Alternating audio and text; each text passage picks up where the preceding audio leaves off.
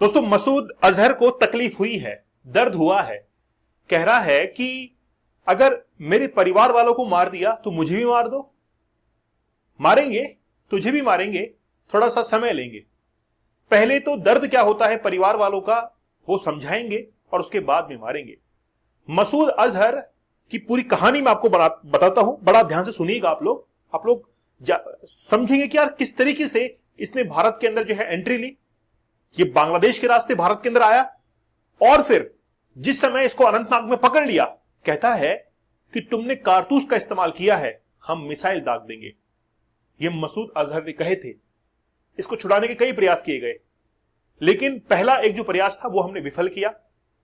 दूसरे प्रयास के अंदर ये भाग निकला। अब यह बताया जाता है कि इसके परिवारजन जो है वो इस हमले के अंदर पूरी तरीके से खत्म हो चुके हैं। मैं शुरुआत से शुरू करता हूं और फिर आपको पूरी कहानी बताता हूं। 22 अप्रैल के दिन दोपहर में 2 बजे के आसपास पहलगाम का अटैक हुआ।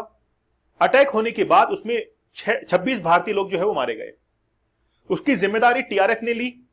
टीआरएफ जिसको हेड करता है सैफुल्ला कसूरी, और टीआरएफ एक ग्रुप जो है द रेजिलिएंट फ्रंट, जो कि लश्कर तैयबा का एक प्रॉक्सी ग्रुप है। अब लश्कर तैयबा खुद तो अटैक नहीं कर सकता है, इसको लगता है कि यार हमारी इमेज खराब होगी तो क्यों ना प्रॉक्सी ग्रुप जो है वो बना लिया जाए। तो 2019 के अंदर प्रॉक्सी ग्रुप जो है वो टीआरएफ को बनाया गया और सैफुल्ला कसूरी को उसका चीफ बना दिया गया।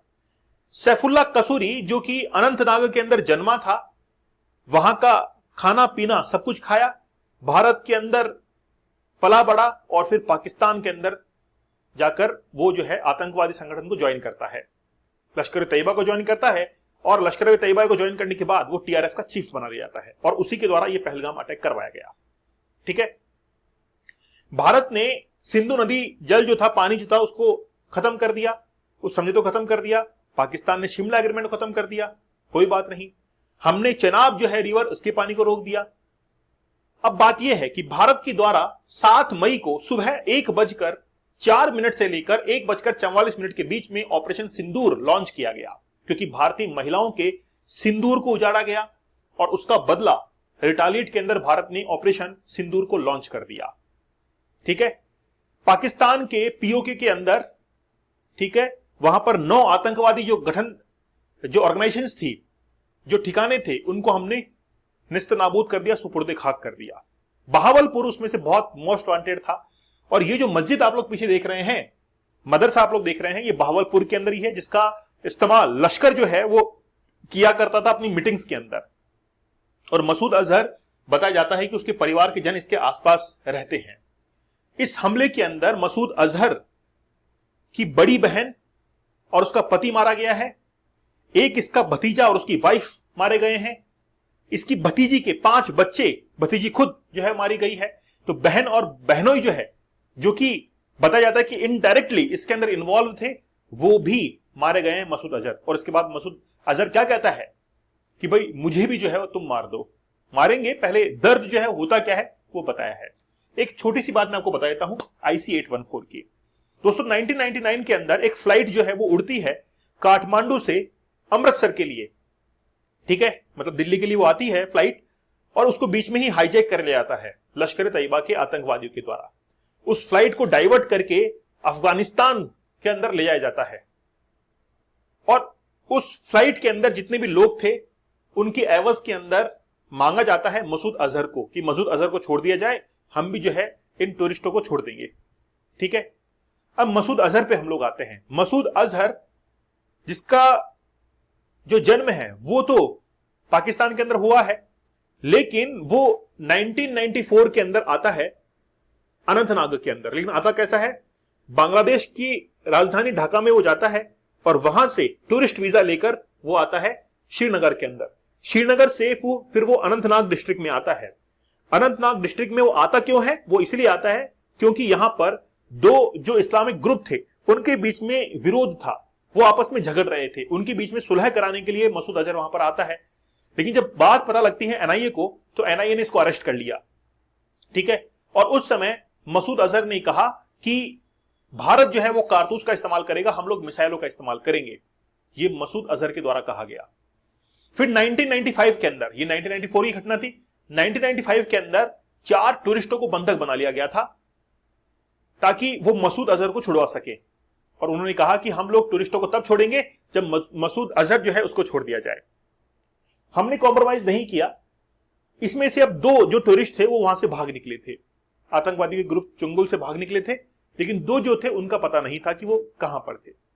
इसके बाद में वक्त आता है 1999 का। उस समय उस प्लेन को IC-814 को हाईजैक किया गया, काठमांडू से दिल्ली आ रहा था, उसको फिर अफगानिस्तान जो है वो पहुंचाया गया और वहां पर मसूद अजहर को मांगा गया कि मसूद अजहर को छोड़ दो। मसूद अजहर जो कि बॉम्बे के अंदर बम ब्लास्ट हुए थे, संसद पर हमले हुए थे, उरी अटैक हुआ था, इन सब के अंदर ये शामिल था। और आज जब हमने ऑपरेशन सिंदूर को लॉन्च किया है तो बहावलपुर के अंदर उसका ठिकाना बताया जा रहा था जैश का, और वहां पर ही जो है हमने इसके जितने भी परिवारजन थे उनको सबको खत्म कर दिया जो कि इनडायरेक्टली उसमें इन्वॉल्व थे। ठीक है, अब मसूद अजहर कह रहा है कि भाई मुझे भी मार दो, ये बात उसके द्वारा कही जा रही है। आपकी क्या राय है, कब तक जो है वो मारा जाएगा मसूद अजहर को? मुझे आप लोग कमेंट सेक्शन में जरूर बताना भाई, कब तक मारे इसको बता देना आप लोग, है ना। पाकिस्तान ये कह रहा है कि हम लोग जो है इस हमले का रिटेलिएट करेंगे। जो पाकिस्तान के पीएम हैं उन्होंने संसद में कहा है कि हमने भारत के 3 राफेल मार गिराए हैं। अगर मार गिराए हैं पाकिस्तान ने राफेल, संसद के अंदर दावा कर दिया अगले व्यक्ति ने, लेकिन कोई फोटोग्राफ शेयर नहीं किए कि ये है हमने जो है राफेल गिराए, ये देखो फोटोग्राफ्स के अंदर, कोई उनके पास सबूत नहीं है। जबकि हमने उनको सबूत दिए हैं कि देखो इस तरीके से हमने अटैक किए हैं। तो कुल 9 ठिकाने जो है हमने सुपुर्द खाक किए हैं पाकिस्तान के पीओके वाले को। ठीक है ना। अब हमारे साथ में बहुत सारे देश जो है वो भारत के साथ में आ चुके हैं कि अगर तुम लोग आतंकवाद के खिलाफ लड़ोगे तो हम भारत के साथ में हैं। ठीक है, अब पाकिस्तान जो है जल्द ही एक हमला करने वाला है, ये मैं आपको पहले से ही डिक्लेयर कर देता हूं, पाकिस्तान जो है वो करेगा। अब देखिए, बुझता जो दिया है वो फड़फड़ाता है, तो फड़फड़ाएगा एक बार पाकिस्तान। आज उसका शेयर मार्केट 8% तक डाउन हो चुका है। ठीक है, तो मसूद अजहर को आज दर्द क्या होता है ये महसूस करवा दिया है। आप लोग मुझे कमेंट सेक्शन में बताना कि मसूद अजहर को हम लोग कब तक मार दें, क्या उसकी डेडलाइन है, कमेंट सेक्शन में मुझे टाइप करके भेज देना। और ये जो चैनल है रीवायर वो आप लोगों के लिए है, आप लोग इसको सब्सक्राइब कीजिए, इस चैनल को आगे बढ़ाइए और आप इसको सब्सक्राइब कीजिए। आपके लिए इंफॉर्मेशन जो है यूं ही आती रहेगी और इस तरीके से ही हम लोग पाकिस्तान को जो है उसका सबक सिखाते रहेंगे। तो चलिए मिलते हैं आप लोगों से अगले सेशन में, तब तक धन्यवाद, थैंक यू, जय हिंद।